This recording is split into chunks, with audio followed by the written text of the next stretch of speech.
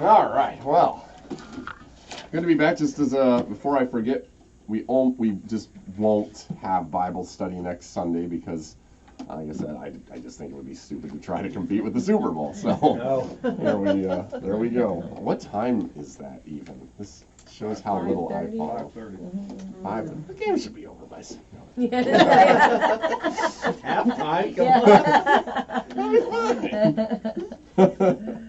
Halftime. No, so just so you know, we won't have it next Sunday, and the following Sunday we have the lock-in, so that'll be 2 Sundays in a row where we won't be having the thing. So, well, weather permitting, who knows what the weather will do. We're still in February, despite what the groundhog apparently said. So. Anyway, we have been working on outreach. We probably won't have too many more on the topic. Last time, we were just using Paul as kind of a jumping off point because obviously Paul was heavily engaged in a lot of outreach. And so we were looking at some of the various places and ways he started. We noted that he had kind of a modus operandi at his early ministry where he would start by going to the people that would be most likely to hear his message. He'd go to the synagogues in all of the cities where he went throughout the world. At that time, there were synagogues in just about every major city in the world because the Jews had been spread out ever since the Babylonian captivity. So it seemed natural. Let's go to the people who know the story of the Old Testament and proclaim that Jesus is the promised Messiah.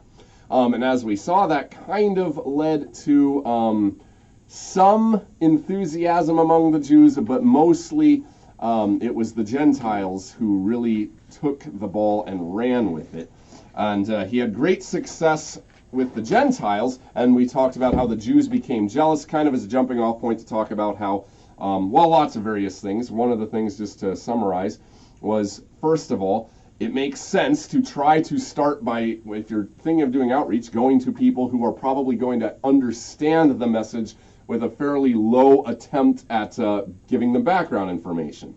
That's not to say you don't do that. It's just to say if you're starting, it's easier to talk to people who already have a good, strong idea about what you're talking about. Like we're talking Sunday morning, we're talking about apologetics, talking particularly with people who might not have any faith in God. Obviously, you're going to have a easier time proclaiming the gospel to people who at least believe that there's a God than people who have, for whatever reason, become convinced that there isn't one. But we also saw that that doesn't actually necessarily translate into more efficacy because, well, you two probably remember, the Jews, as soon as they saw the Gentiles were flocking to Paul, they got jealous about him and his success, so that whatever openness they had quickly closed off. They turned against him, while the Gentiles, meanwhile, flocked around him. Well, we're going to talk a little bit this time. We're going to hit some stories that will show that that wasn't always the case, and neither should we expect it always to be the case, that we'll have success with a certain crowd, even if we have initial apparent success with a crowd. So let's begin with a word of prayer.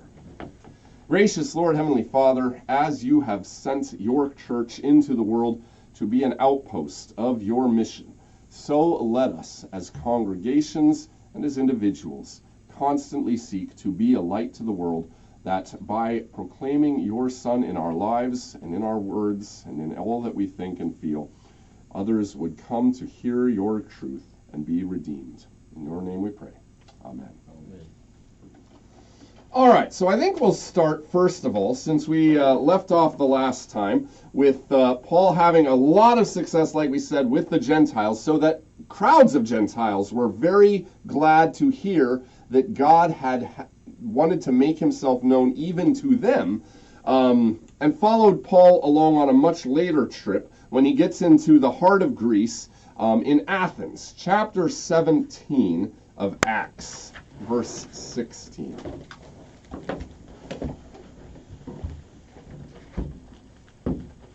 I keep thinking I hear a door back there for some reason. Maybe I didn't get it locked or closed. I thought I had, but maybe I... No, it is. I think we can open.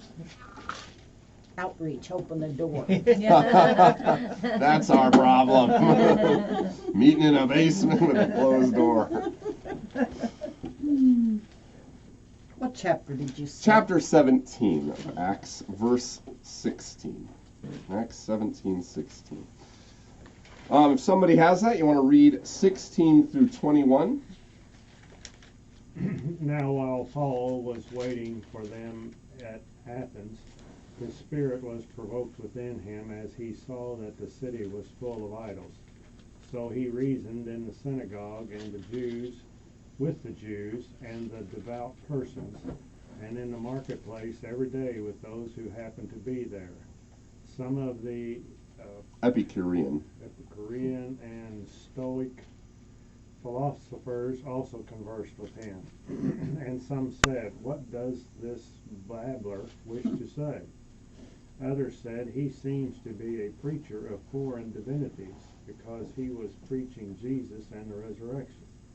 And they took him and brought him to the Areopagus, saying, "May we know what this new teaching is that you are presenting? For you bring some strange things to our ears. We wish to know, therefore, what these things mean." Now all the Athenians and the foreigners who lived there would spend their time in nothing except telling or hearing something new. Okay, so there's a few things to break down. First of all, let's just, do you know where the city of Athens is, roughly speaking? I mean, what country are we talking about? Greece, right. Athens is the capital of present-day Greece. At this time, Athens was still a very important city. Greece was a huge empire prior to Rome supplanting it, basically. By this period, Greece had been thoroughly conquered by the Roman Empire and now was under Roman rule. But ancient Athens and most of the Greek cities still retained a lot of their culture and history. Now, I don't know how much you know about ancient Greek history, but are you aware that a lot of the big philosophers, Aristotle, Plato, Socrates, they were all Greek. And Athens was kind of known, even for centuries before this, as a center of the big philosophical thoughts and discourse of the day. It was also, of course, a highly pagan society. That is, there were all kinds of temples to all kinds of gods, because, well, that's just what Greeks did. And by the way, Romans weren't any different. They just came in. Frankly, a lot of the Romans took a lot of their gods and a lot of their philosophy from the Greeks, just had different names for them. So Athens is still an extremely prestigious city, still a center of both worship of the pagan gods and of philosophy. Which is why, of course, as Paul is walking through the city, he gets incensed. And what does that word mean, by the way? If you are incensed about something. Stirred up. Yeah, it's not that you're burning incense. It is that you are really, really, really mad. And I just want to take a moment to say, yes, the apostles got mad. Just as Jesus occasionally got very angry when he saw something that was going grossly against the will and the way of God.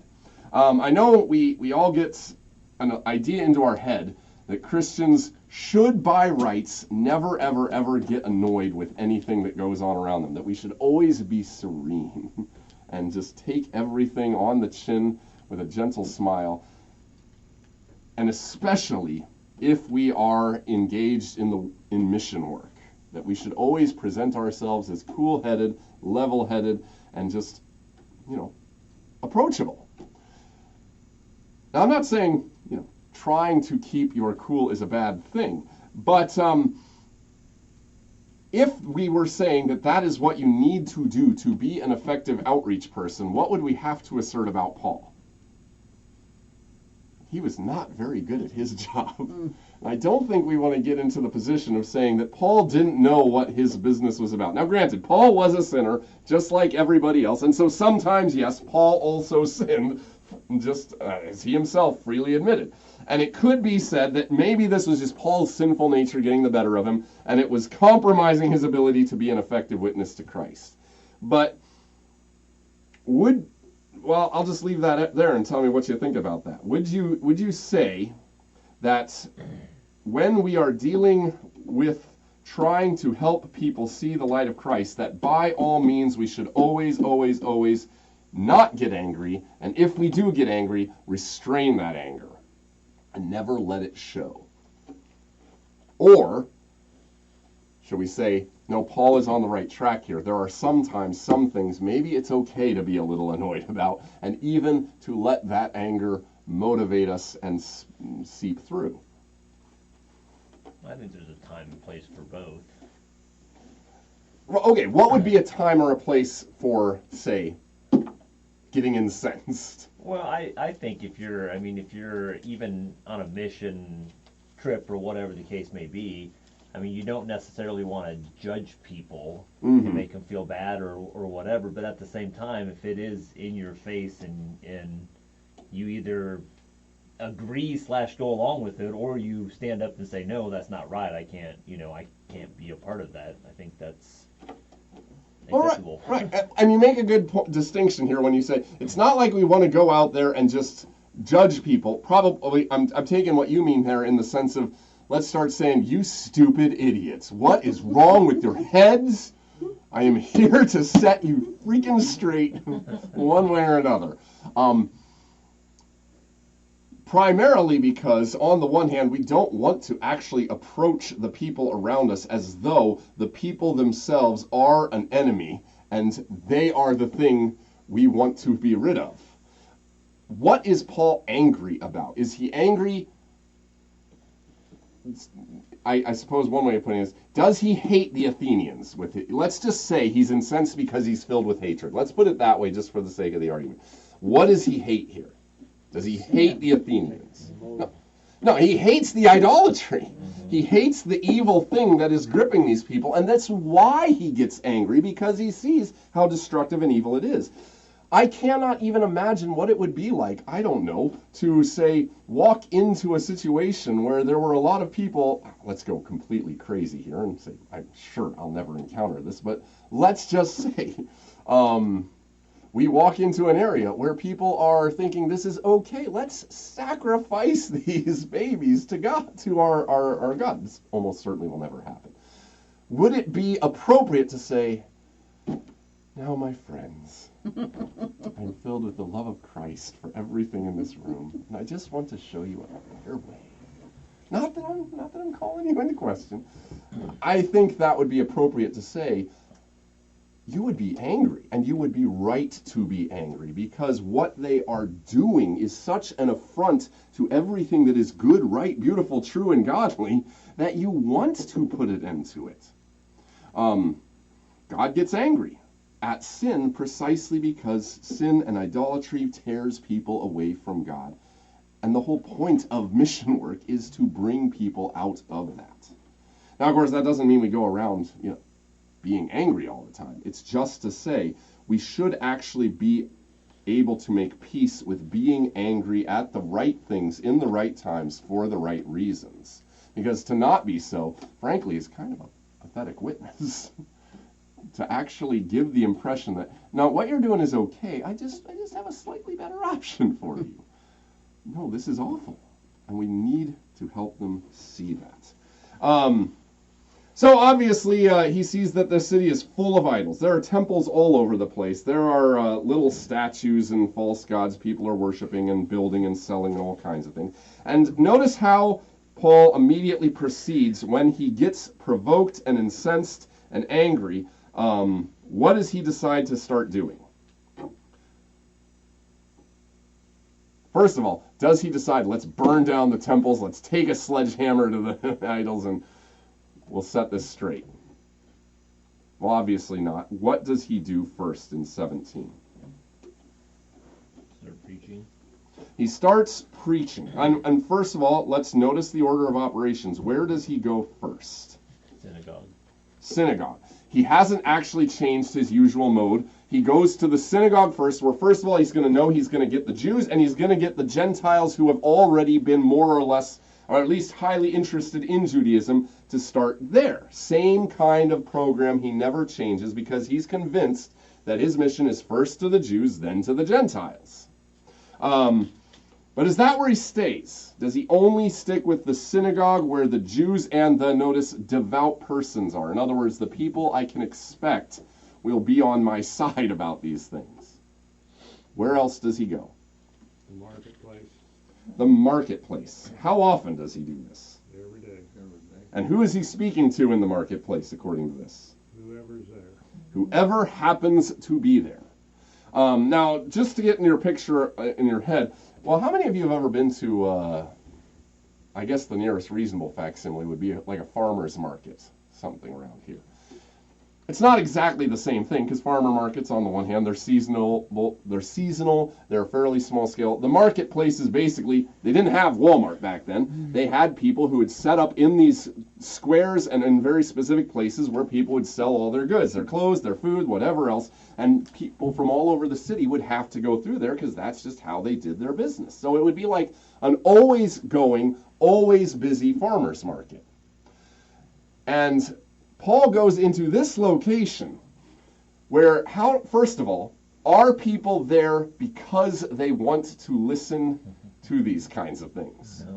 No. Typically, most of the people are in the marketplace to do what?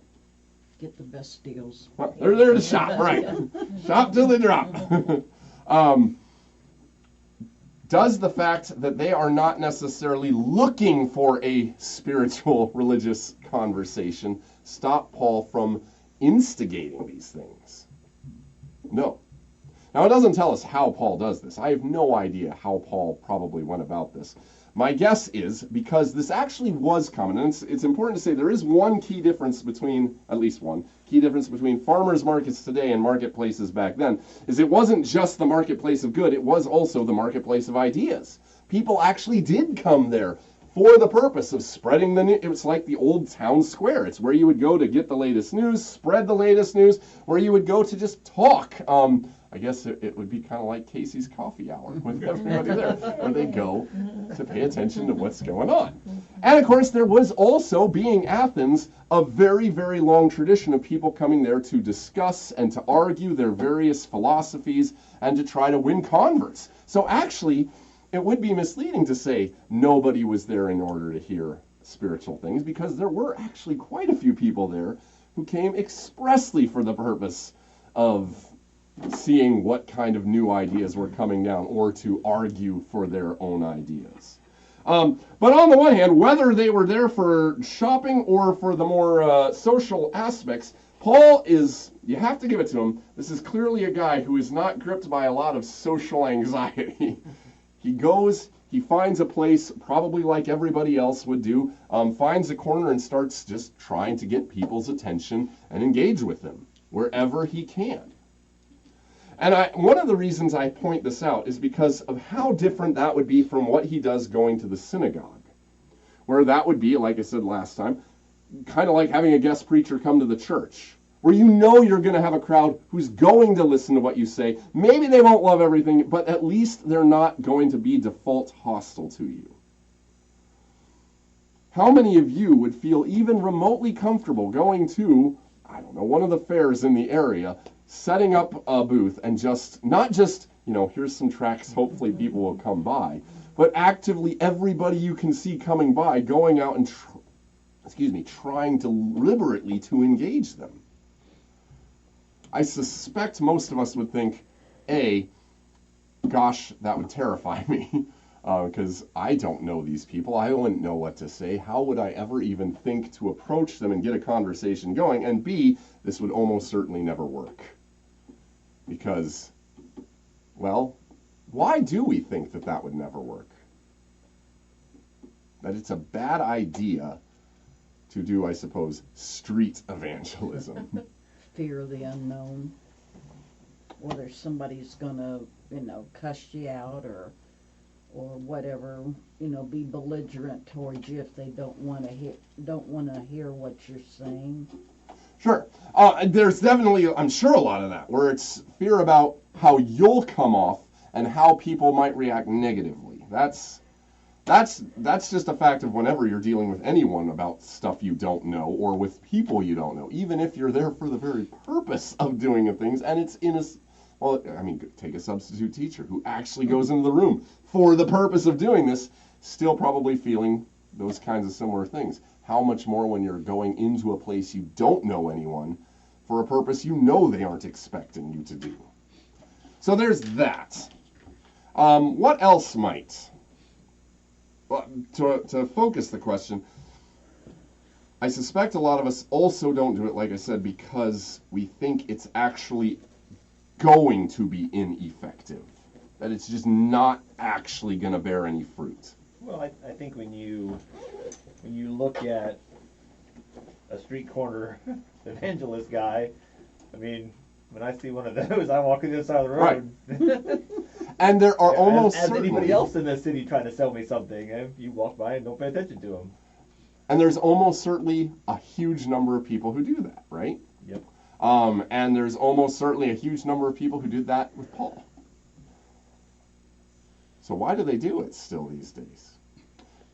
Probably because what you don't see very often is that some people actually do stop and engage with them. And while some of them probably to mock, some of them to ridicule, some of them just because, I'm bored, let's see what this guy's selling, and even though I'm not gonna. Some of them probably do. In fact, it's not that uncommon to hear stories of whole churches getting their start this way. Like whole congregations by people going to random street corners and just spending a couple of weeks out there getting whoever will go. On the other, how would you even do mission work to another country where the gospel hadn't already resulted in communities that were doing this? I mean, how do we envision that a lot of this happens?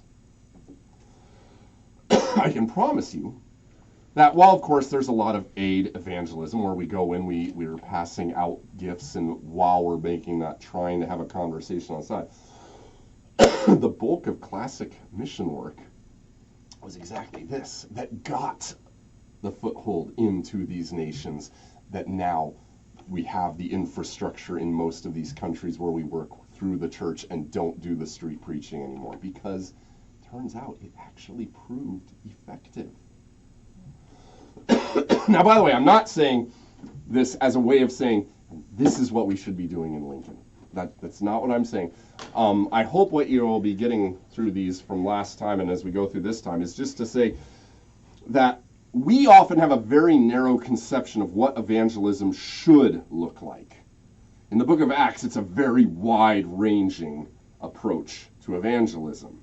Not only this way or that way.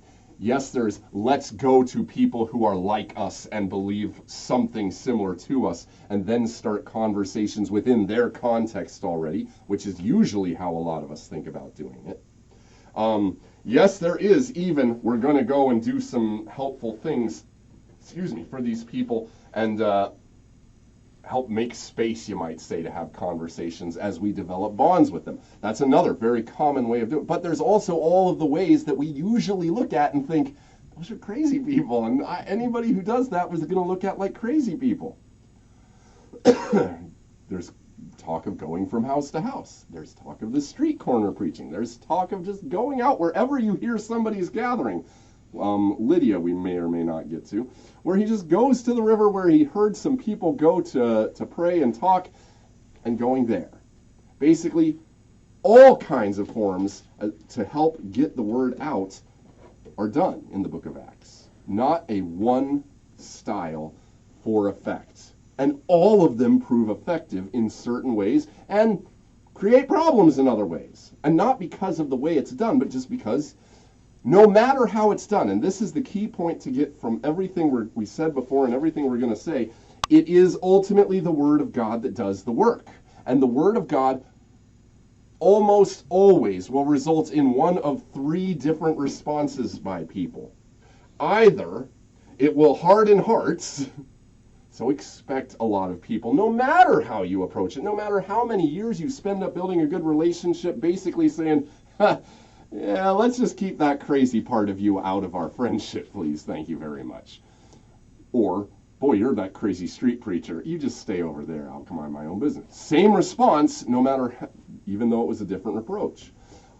That's one very possible response. Hardens hearts. Another possible response is, well, it creates interest but doesn't necessarily result in any immediate conversion. Plant the seed, so to speak. And that can happen again no matter which approach you take. Third approach can actually result in the creation of faith. And again, no matter the approach you take. Some people will hear and believe, even if you look like a crazy person while you're doing it, because you're standing on a street corner yelling at the top of your lungs about Christ. This actually works in some places. Or whether you, I don't know, this is one church did this up in Minnesota, open a coffee shop in town and basically have lots of room there for Bible studies, for people to gather, pray, and then as people sit there and come, they overhear and they start to get more embedded in the coffee shop community and eventually become Christian. Regardless of the range, it wasn't, as much as we like to think of it as, about our very wise approach. It was about God being powerful and effective to do these things.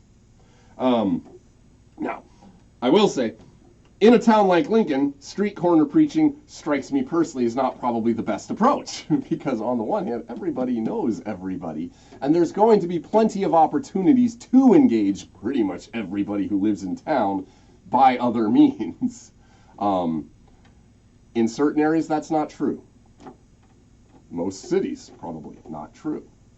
It's just to say, Paul did that, and it wasn't without fruit. For instance, what happens to him? Just as a matter of fact, what happens as he's sitting in the marketplace every day trying to engage with anyone and everyone who will listen? Well, some of the Epicurean and Stoic philosophers who were talking with him, some of them think he's just babbling nonsense, but some of them are like, well, he's saying some interesting stuff here. Let's hear him out.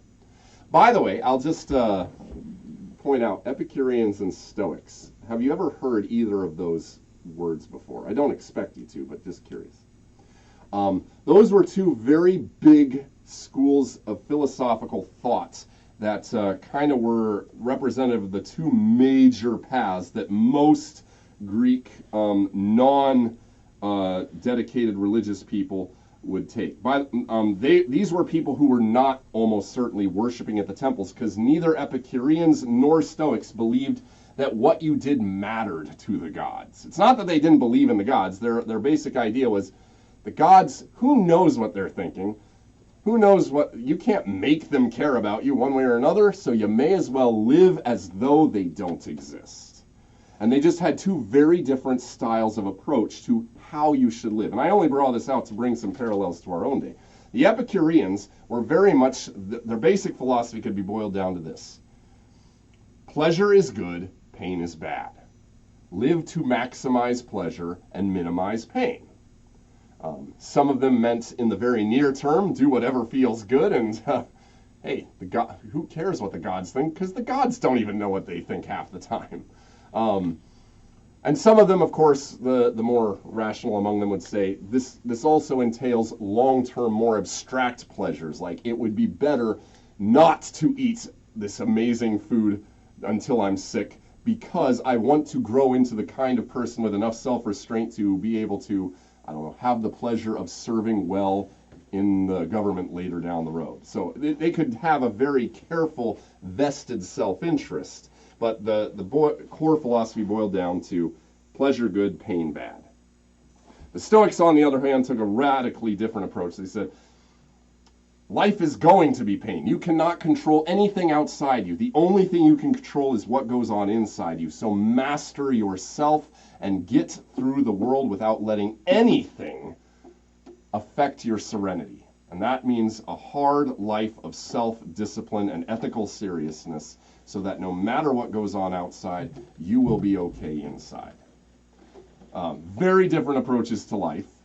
both under the assumption the gods don't care about us. So let's live like they don't. And it's interesting that but both sides come to Paul, and Paul is, and listen to what he say and give him a hearing. I make this to say, because you can also see both basic approaches to life very common in our own day and age. There's tons of people who basically, they won't live by it with a spelled out philosophical school of thought, but with the idea, I just want to live for what makes me feel good. And if it doesn't make me feel good, that equals bad. And if it does make me feel good, happy, content, confident, then it's good. I mean, I think we know that that's kind of mentality is one of the core drivers of a lot of problems in our world right now. And then, of course, you can find a lot of other people who have no time for God, but who truly believe that you need to cultivate self-discipline to be able to get a handle on your life. The kind of self-help sort of stuff that's all about, let's refine myself into a competent person who's capable of making a material impact on the world around me. Neither one have time for God in their approach, and yet they're curious what Paul is saying. And so they bring him to the Areopagus, which is just a place where they sound out all these ideas. And then, so Paul makes the most of this. Notice he doesn't say, well, you guys are Epicureans. You don't even believe in any of this. So why would I waste my time with you? I'm going to stay here in the marketplace and talk to at least people who acknowledge the existence of gods. No, he takes the time to deal with anyone who is willing to give time to listen and to engage. And that, at least, is a principle that should apply no matter who you are trying to talk to or how you feel about outreach in any particular form. If you have someone in your life who is asking you questions about this stuff, well, give a reason for the hope that you have. One of the interesting things is a lot of people have this default idea that others don't want to hear about our religion. That their default setting is, I don't want you to bother me with that. I don't believe what you believe. I'm almost going to necessarily be hostile to you if you bring this stuff up. In my experience, at least, that is actually the opposite of the truth. Most people don't talk about it precisely because everybody is worried about how everyone else will take it, including people who genuinely want to know more or would be very curious. They will never act like they're curious because it's just a cultural given. You don't talk about it unless somebody explicitly asks you to talk about it.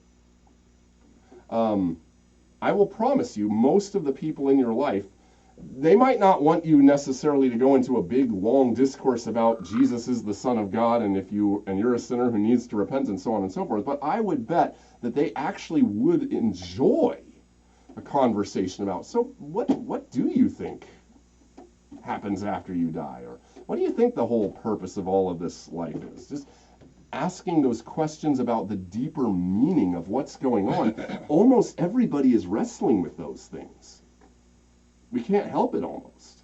And they want to talk. And by and large, when you start to share your faith, most people, it's not true all across the board, but most people are actually going to respond, not necessarily, I want to do that too, but positively, in the sense that they'll be respectful, they'll be glad you shared, you will tell them things they hadn't thought about before, and they will be glad to be able to at least think about it.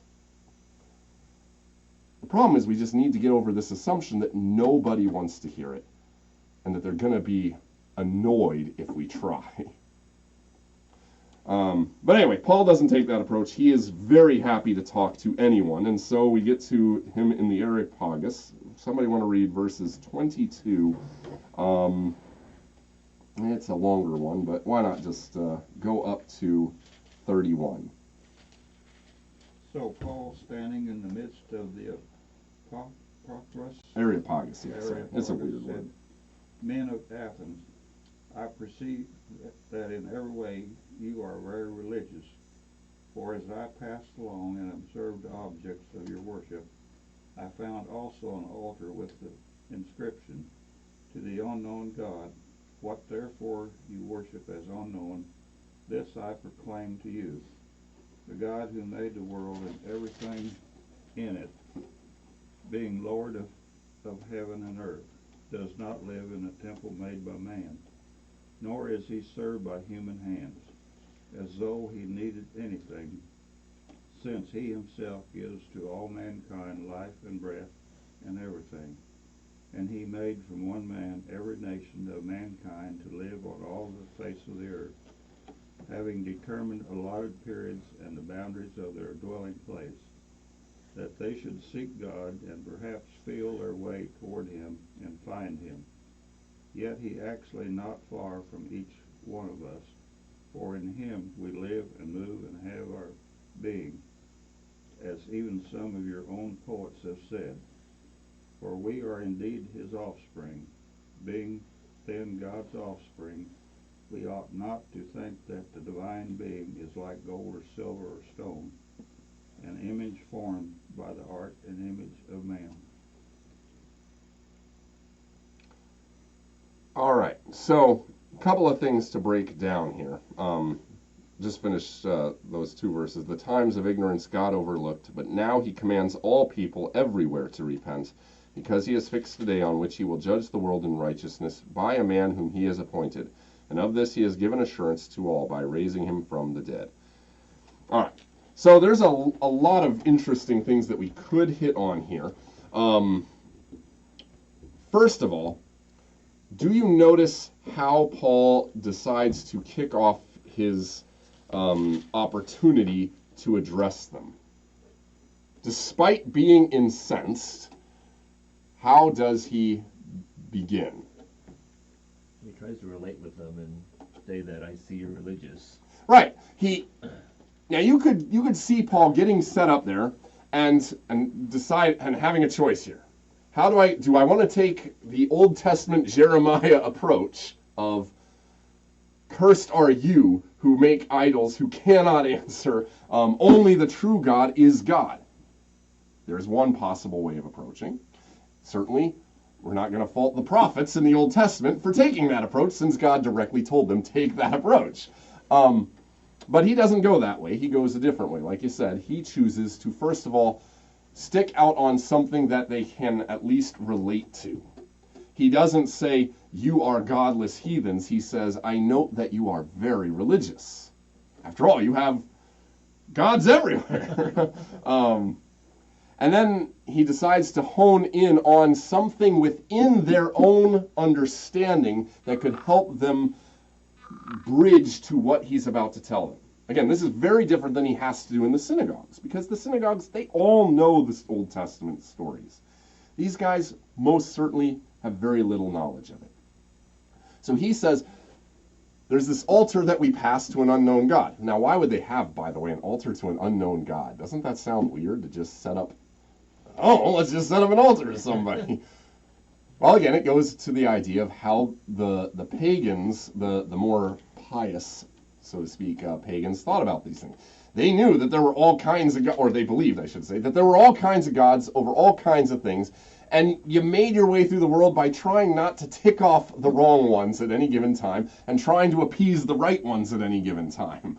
And they figured when you met another culture that had other gods, well, there's probably real gods they're worshiping. We just didn't know about them. And so rather than run the risk of ticking off some unknown god somewhere, we can at least say, hey, look!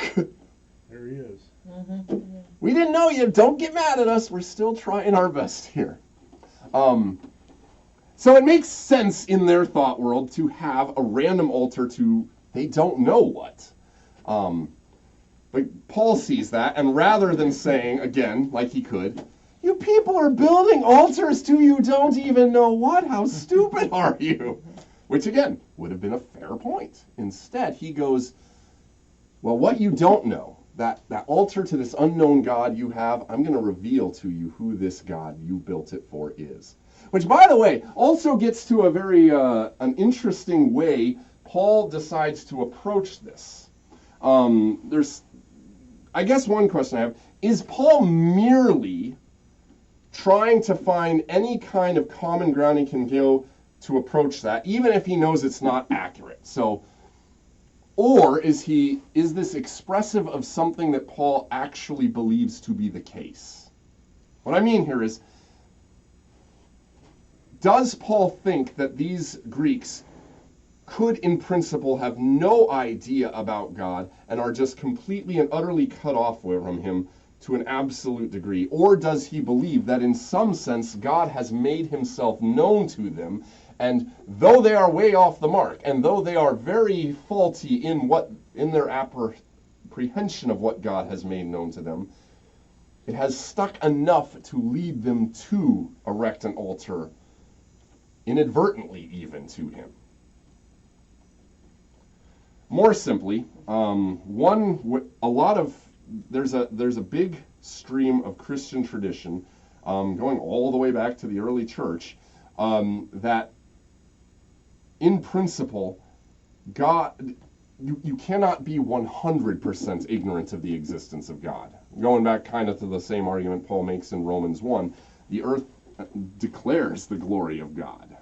You can see clearly through the things that have been made the power and existence of God.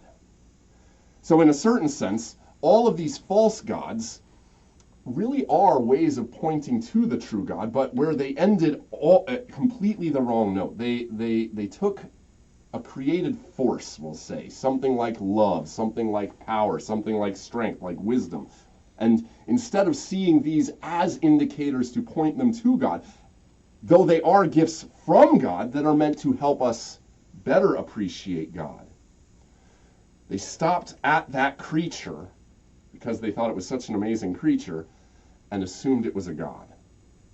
Does that make sense? So that really, even all heathen pagan religions depend, on a certain sense, on the true religion for their existence.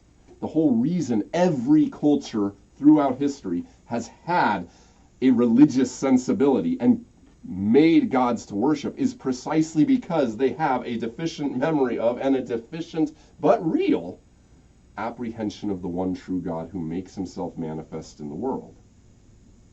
Now that's not enough to get them into the fullness of truth by a long shot. It's just to say that's a very long-standing stream of Christian tradition, to say it's not as though they were simply that God was not in any sense present among them, but in fact he was constantly pouring out his gifts, and in their sinful corruption they mistook the gift for the giver. Well, I just think in a lot of those cultures like that, they're inherently open to gods of any kind, including the real God, because whatever for what they can get from it, where when they see that something good happens to this person, well, what God do you worship? Oh, okay, well then I'll worship that God too, because that right. Good things happen to you. So even when you go back to Daniel, where all of a sudden, oh, well, we don't believe in this God, but right. Daniel does great things, so let's believe in that God now. And in a certain sense, there were more benefits to living in a pagan world than there are to living in a secular world like ours, because like you very rightly point out, probably precious few cultures had anything against the idea that the Jews or the Christians were worshiping something that truly was a god. Modern Hindus are fully happy, a lot of them I should say, no, I'm not going to speak for the whole Hindu religion, but there are plenty of Hindus who are happy to say, yes, of course Jesus is a god. He just happens to be one of so many other gods, and there's probably, frankly, more important ones than him. But you start with at least them being open to the possibility that, yes, this is probably a divine force you're worshiping. And you can move from there to broach out, and actually, it's not just that he's one among the gods, he actually is the king of all things, indeed the only true God. And this is how a lot of pagans, in fact, on the ground, slowly came to be converted to Christianity. It's a very different ball game, of course, with the secular world, because they just have no patience whatsoever for a lot of secularists, we'll say, are taught to have very little patience for anything like a personal God that can be known. And so you just have a different kind of work cut out for you. But You're absolutely right about that. And this is kind of what Paul is, in a certain sense, banking on, that they will, as he presents this as the God that they did not recognize, possibly say, okay, we're with you this far, Paul. I'm happy to accept that maybe you are actually revealing an unknown God to us. So let's hear what you have to say. Now, Paul doesn't waste any time. He doesn't beat around the bush about what he's about to do as the next move. He goes right into saying this unknown God is in fact the true God. In point of fact, he's the one who made you. He's the one who's made you Greeks, you Romans, appointed their places. He's even the one who has set you up in hopes that you will find somehow a way to draw nearer to him through the things that he's given you and the places he's put you. But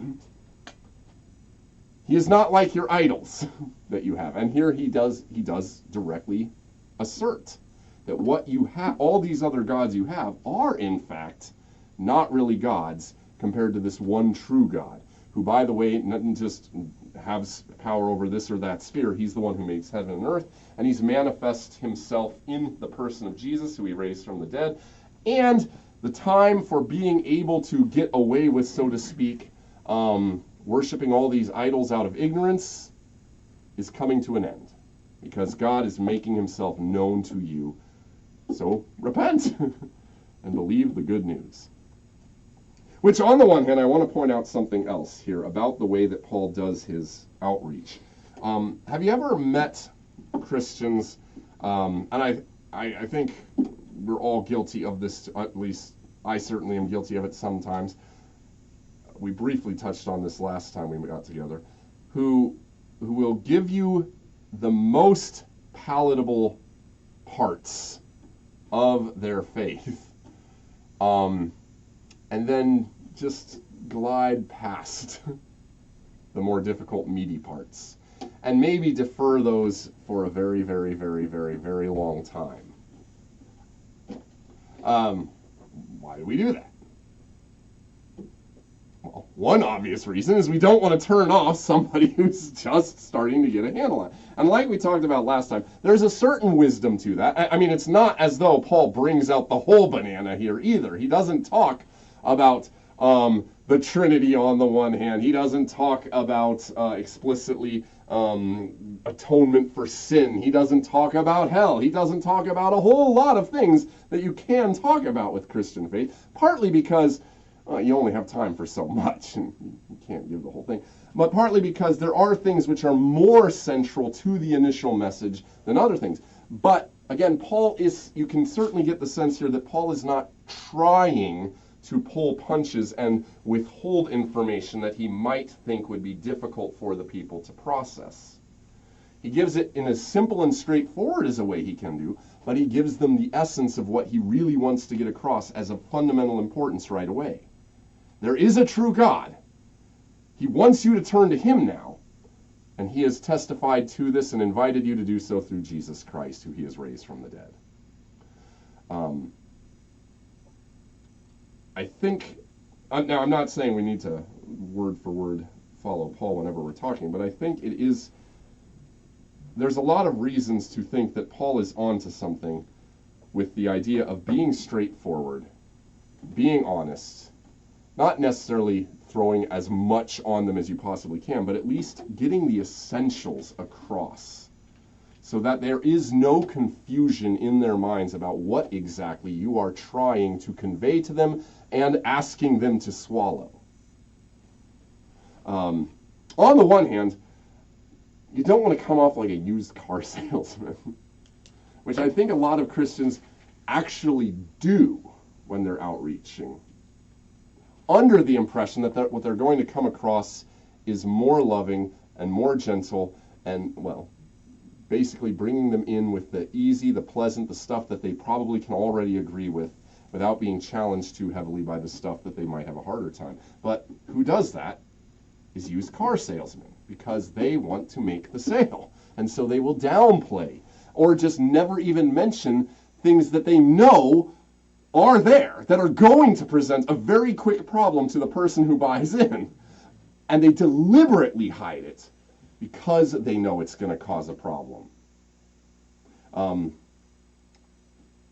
doesn't want to kick the can down the road so that after they get in the car, so to speak, and drive 5 miles, well, now they're still going to have to face the problem. And chances are high, not only are they not going to have an easier time dealing with it, now they're actually going to feel like they were lied to, because they were by omission. Speak the truth. Yes, speak it respectfully. Yes, speak it kindly. Yes, don't go over the top with every little detail. But give them the essence of what they actually need to know, and don't hide the harder bits. Otherwise, you're not doing them any favors, and you're probably not in the long run going to help their faith grow. Does that make sense? Any questions or thoughts about any of this stuff that I'm seeing where we are right here on time?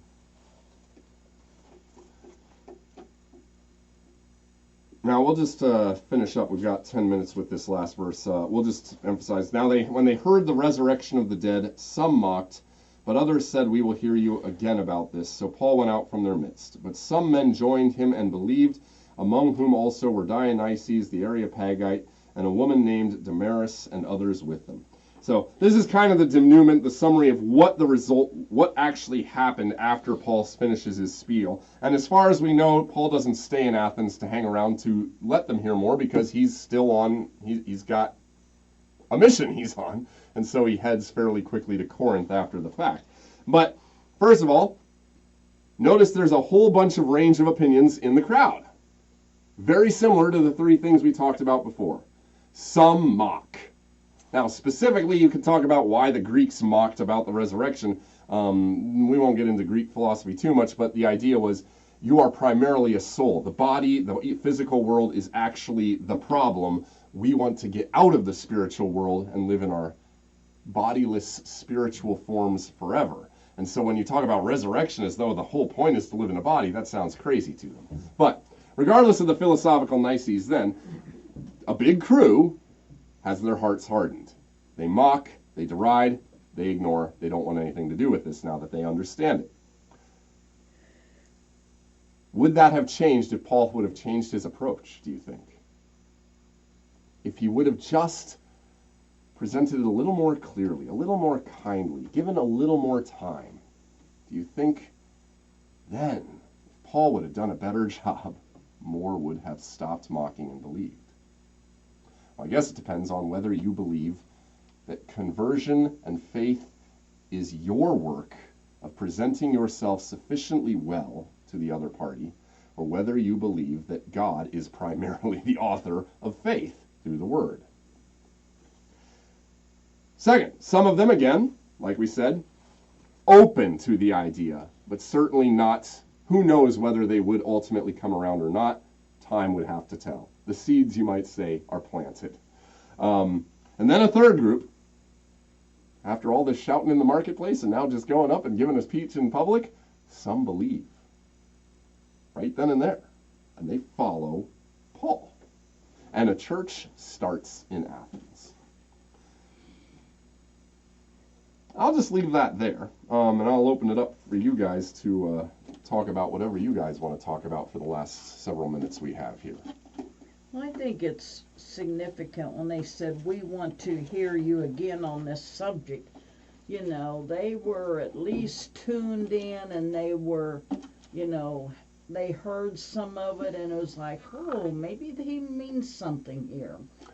Yeah, and there is a lot to that. And again, going back to something we talked a little bit about before with the people being willing to at least hear, and even maybe happy to listen to, give a back and forth about what they believe and we believe. I suspect, I'm not going to say a majority, but I would suspect that there's a sizable number of people who are in that center, who knows what further conversations would do, but who are actually wanting or willing to have the conversations if we were willing to risk having them. Well, you think growing up in the United States that everyone's at least like knows a little bit, you know, but you would be, it is very sad how little students know. I Mm-hmm. mean, just like doing music that has, we'll do spirituals or, Mm-hmm. Latin text that is, has Sure. scriptural, tied to it, and I ask basic questions, and, or Christmas even, like Christmas songs. I mean, they really, truly, Sure. they don't know anything, and you think, you just assume people have basic understanding and Right. made the decision that I don't want to know more, or I don't want this to be a part of my daily life, Yeah. and these are, these kids just don't have what we would have considered basic knowledge, Right. of even where right and wrong and good and evil come from. They don't even have. Yeah. So if they don't get it from, a positive friend influence or an adult influence in their lives, they will go Right. on and live life like their parents did, or they, how the They world don't know tells any, them they to don't know live. any different. They don't know any different. Yeah. Yeah. And they don't know really who to talk to about it. Right. If they're not, if you don't have a loving grandparent or a family member that's willing to talk to them about some hard issues, they don't really have anyone, Right. and they're just trying to get by. Mm-hmm. And especially, I would say, when kids get to be high school and teenager, they're just naturally wanting to explore ideas outside of what they've grown They up are with. naturally curious, and they are very open to Mhm. what you might have to say. Right. And And I mean, it's what you bring up is just a sad but true testimony to what, well, I'm sure pastors and other Christians have been harping on for a long time, that it doesn't actually take long for an ostensibly Christian culture to utterly forget its roots. 2 generations, that's all it takes. The one that decides we're not going to church anymore, and then their kids who will never have heard anything about it because they never went to church. That's all it takes, 2 generations. And it's not just that they will be opposed to it because, well, we're rebelling against it, but they won't even know enough about it to have an opinion about rebellion or anything else. Which I guess raises one question. We talked a little bit about synagogue and Athens and so forth. If you were to say, not just America, but let's just say Lincoln, which would you say is, if you had to guess, would the general population be more like?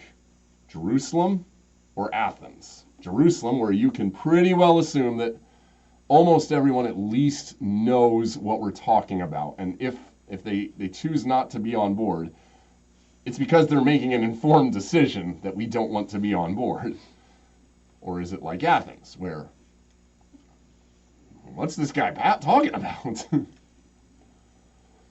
I suspect that a lot would have to do with the age. I obviously haven't lived in Lincoln more than a year, and a lot of my time has been with the church, so I haven't talked to that many people in the community in any real depth, but I would guess that the 50 and above crowd would probably be more close to Jerusalem, and that's probably the crowd where you get the people who have already made up their mind. I mean, it's not to say you can't reach them, it's just to say they probably do know enough to know what you're talking about, or at least have a rough idea. Even if they've forgotten a lot about it, it's in the memory banks. And a lot of them who may or may not be involved are there for a reason, whether it's good or bad. And those would probably be harder conversations to have, just because they know what they think and why. Whether it's a good or a bad reason, and it's not to say it couldn't be changed. But I would suspect pretty much everybody under 50 who isn't already affiliated with a church, probably very likely in the situation you're describing, where it's not that they oppose Christianity, they don't know what it is.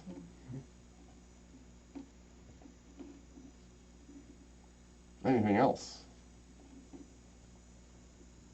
Which, by the way, I would say is a ripe opportunity to have good conversations. it is, and usually you're lucky because, you'll have somebody in that class that's willing, a student that's willing to share, Right. well, oh, I know about this, or I've read about this, or I heard this in Sunday school, and I just, you just navigate those conversations, but, and let it be student-led, Right. know. But Well, especially as a teacher, yeah, you're only allowed to do so much before I'm just other gonna- troubles him Yes. away. yeah, so it's just every now and then it's like a kid will do that, and you're like, okay, that they said what I wanted to be heard, you know, Right. and then we can move on. But you know, sometimes you have classes where it's just a crickets. I mean, nobody knows anything. You're like, oh, well, have you ever heard this melody or anything? Right. Nope. You ever heard of this Yeah. name? Nope. Okay. Well, what do you imagine this is about? I mean, it's really, Yeah. you know, and then you're like, well, maybe they'll connect this story someday at some point in their lives. Right. And, you know, a lot of the different spirituals are really great tools, you know.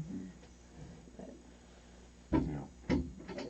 But I've seen a change over 20 years of teaching. Oh, I'm sure on that's who, true. You know, on what they're coming into class already knowing. I have seen a change in 10 years of So, confirmation about what you can expect, even the Christians. yeah.